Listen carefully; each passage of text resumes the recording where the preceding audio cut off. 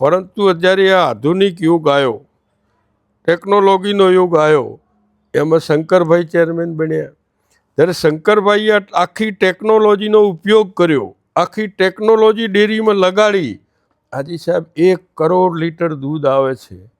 એટલું જ નહીં પણ એની સાથે રાયડાની મિલ કરી, એની સાથે આ બટાકાનો કરાર કર્યો, એની સાથે મેડિકલ કોલેજ કરી.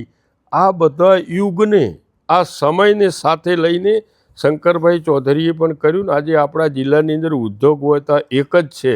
એમ દરેકે દરેક આગેવાનને આજના યુગને લઈને એ રીતે કરો તો સારું થશે. એમાં શંકરભાઈને પણ ખૂબ અભિનંદન આપું છું કે ખેડૂતોને સારું વળતર મળે છે, સારો નફો મળે છે.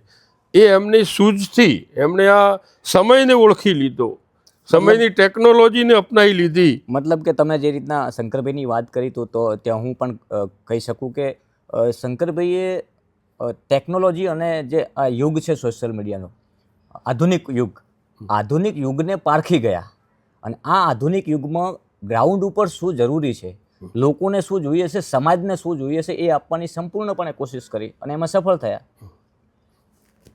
એ સફળ થવું એ પણ ખૂબ વહીવટ કરતાવાળાને વિચાર આવે ત્યારે થતું હોય છે. યુગ તો છે પણ બધા સફળ નથી થયા, બધા આખું અપનાવી શક્યા નથી. આ માણસનું વિઝન એક જ થયું કે કેમ કરીને ખેડૂતને ફાયદો થાય. શંકરભાઈનું વિઝન એક જ રહ્યું કે કઈ ટેકનોલોજી લાવું ને એમાંથી નફો મળે ને ખેડૂતને વધારે વળતર મળે, પશુપાલનને વધારે વળતર મળે. આ એક. હવે બટાકા છે, દૂધ ડેરીને બટાકાને શું, પરંતુ બટાકાના બિયારણમાં ખેડૂત છેતરાય ન, એની અંદર ઓછા વધો ભાવ આલવો ન પડે તો હું બિયારણ આલું, હું બટાકા મંડળી બટાકા ખરીદી લે. મંડળી એટલે ડેરી ખરીદી લે એટલે એનો ભાવ નક્કી હોય કે ભાઈ તું બટાકા વાત, તારો આ ભાવ હું ખરીદી લઈશ. જેમ મોટી કંપનીઓ કરે છે એની કમ્પેરેટિવમાં ખેડૂતોની ડેરી છે એની પણ શંકરભાઈએ લાઈન ખેડૂતોને ફાયદો અપાવે છે.